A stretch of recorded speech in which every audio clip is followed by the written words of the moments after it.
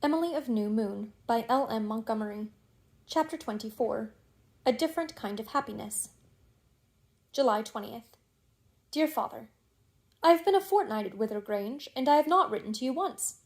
But I thought of you every day. I had to write to Aunt Laura and Ilsa and Teddy and Cousin Jimmy and Perry, and between times I am having such fun. The first night I was here I did not think I was going to be happy, but I am. Only it's a different kind from New Moon happiness. Aunt Nancy and Caroline are very good to me and let me do exactly as I like. This is very agreeable.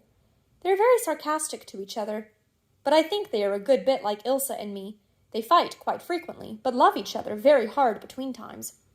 I am sure Caroline isn't a witch, but I would like to know what she thinks of when she is all alone by herself. Aunt Nancy is not pretty any longer, but she is very aristocratic-looking.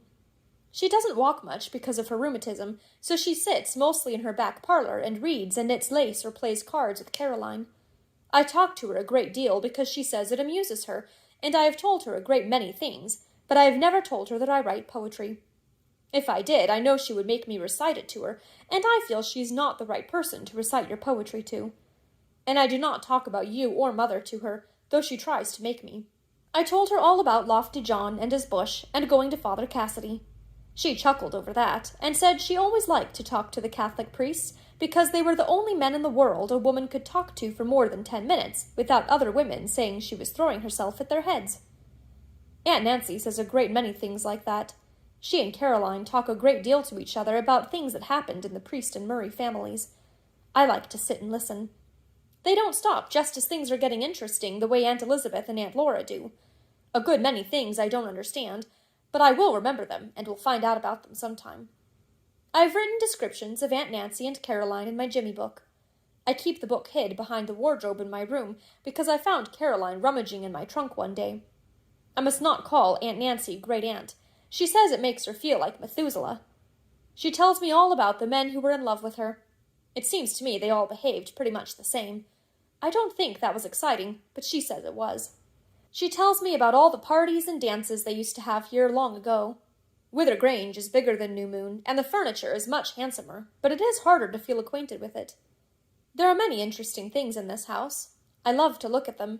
There is a Jacobite glass on a stand in the parlor. It was a glass an old ancestor of the priests had long ago in Scotland, and it has a thistle and a rose on it, and they used it to drink Prince Charlie's health with, and for no other purpose. It is a very valuable heirloom, and Aunt Nancy prizes it highly.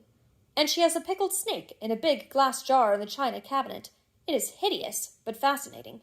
I shiver when I see it, but yet I go to look at it every day. Something seems to drag me to it.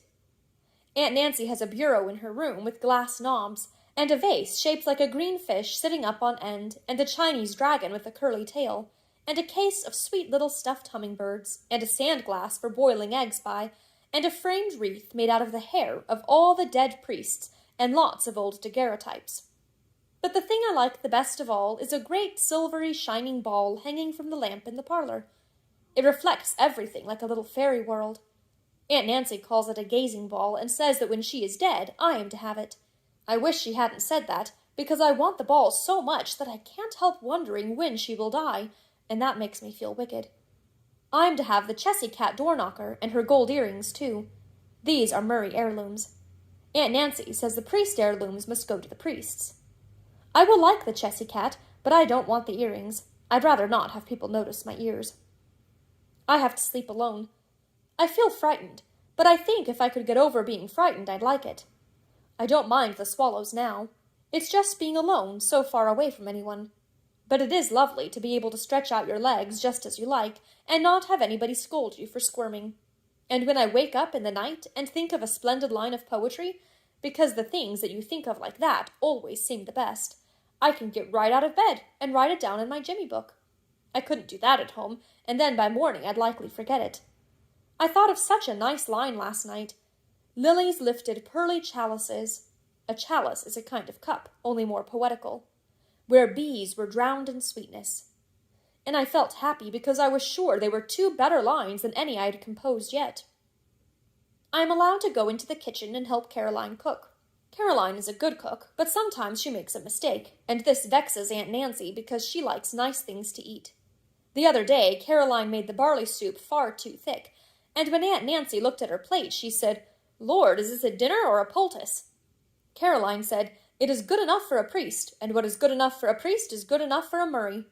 And Aunt Nancy said, "Woman, the priests eat of the crumbs that fall from the Murray's tables." And Caroline was so mad she cried. And Aunt Nancy said to me, "Emily, never marry a priest." Just like old Kelly, when I have no notion of marrying one of them. I don't like any of them I've seen very much, but they seem to me a good deal like other people. Jim is the best of them, but impotent. I like the Wither Grange breakfasts better than the New Moon breakfasts. We have toast and bacon and marmalade, nicer than porridge. Sunday is more amusing here than at New Moon, but not so holy. Nice for a change. Aunt Nancy can't go to church or knit lace, so she and Caroline play cards all day, but she says I must never do it, that she is just a bad example. I love to look at Aunt Nancy's big parlor Bible because there are so many interesting things in it. Pieces of dresses and hair and poetry and old tintypes and accounts of deaths and weddings. I found a piece about my own birth, and it gave me a queer feeling. In the afternoon, some of the priests come to see Aunt Nancy and to stay to supper. Leslie Priest always comes. He is Aunt Nancy's favorite nephew, so Jim says. I think that is because he pays her compliments. But I saw him wink at Isaac Priest once when he paid her one. I don't like him. He treats me as if I were a mere child. Aunt Nancy says terrible things to them all, but they just laugh. When they go away, Aunt Nancy makes fun of them to Caroline. Caroline doesn't like it, because she is a priest, and so she and Aunt Nancy always quarrel Sunday evening and don't speak again till Monday morning. I can read all the books in Aunt Nancy's bookcase except the row on the top shelf. I wonder why I can't read them. Aunt Nancy said they were French novels, but I just peeped into one and it was English. I wonder if Aunt Nancy tells lies. The place I love best is down at Bay Shore. Some parts of the shore are very steep, and there are such nice, woodsy, unexpected places all along it. I wander there and compose poetry. I miss Ilsa and Teddy and Perry and Saucy Sal a great deal. I had a letter from Ilsa today. She wrote me that they couldn't do anything more about the Midsummer Night's Dream till I got back. It is nice to feel so necessary. Aunt Nancy doesn't like Aunt Elizabeth. She called her a tyrant one day, and then she said, Jimmy Murray was a very clever boy. Elizabeth Murray killed his intellect and her temper, and nothing was done to her. If she had killed his body, she would have been a murderess. The other was worse, if you ask me. I do not like Aunt Elizabeth at times myself, but I felt, dear father, that I must stand up for my family, and I said, I do not want to hear such things said of my Aunt Elizabeth. And I just gave Aunt Nancy a look. She said, Well, saucebox, my brother Archibald will never be dead as long as you're alive. If you don't want to hear things, don't hang around when Caroline and I are talking. I notice there are plenty of things you like to hear. This was sarcasm, dear father, but still, I feel Aunt Nancy likes me, but perhaps she will not like me very long. Jim Priest says she is fickle and never liked anyone, even her husband, very long. But after she has been sarcastic to me, she always tells Caroline to give me a piece of pie, so I don't mind the sarcasm. She lets me have real tea, too. I like it. At New Moon, Aunt Elizabeth won't give me anything but cambric tea, because it is best for my health. Aunt Nancy says the way to be healthy is to eat just what you want and never think about your stomach. But then, she was never threatened with consumption. She says I needn't be a bit frightened of dying of consumption because I have too much ginger in me. That is a comfortable thought. The only time I don't like Aunt Nancy is when she begins talking about the different parts of me and the effect they will have on the men. It makes me feel so silly. I will write you oftener after this, dear father. I feel I've been neglecting you. P.S. I am afraid there are some mistakes in spelling in this letter. I forgot to bring my dictionary with me. July 22. Oh, dear father, I am in a dreadful scrape. I don't know what I am to do. Oh, father, I have broken Aunt Nancy's Jacobite glass. It seems to me like a dreadful dream. I went into the parlor today to look at the pickled snake, and just as I was turning away, my sleeve caught the Jacobite glass, and over it went on the hearth and shivered into fragments. At first I rushed out and left them there, but afterwards I went back and carefully gathered them up and hid them in a box behind the sofa. Aunt Nancy never goes into the parlor now, and Caroline not very often, and perhaps they may not miss the glass until I go home. But it haunts me. I keep thinking of it all the time, and I cannot enjoy anything. I know Aunt Nancy will be furious and never forgive me if she finds out.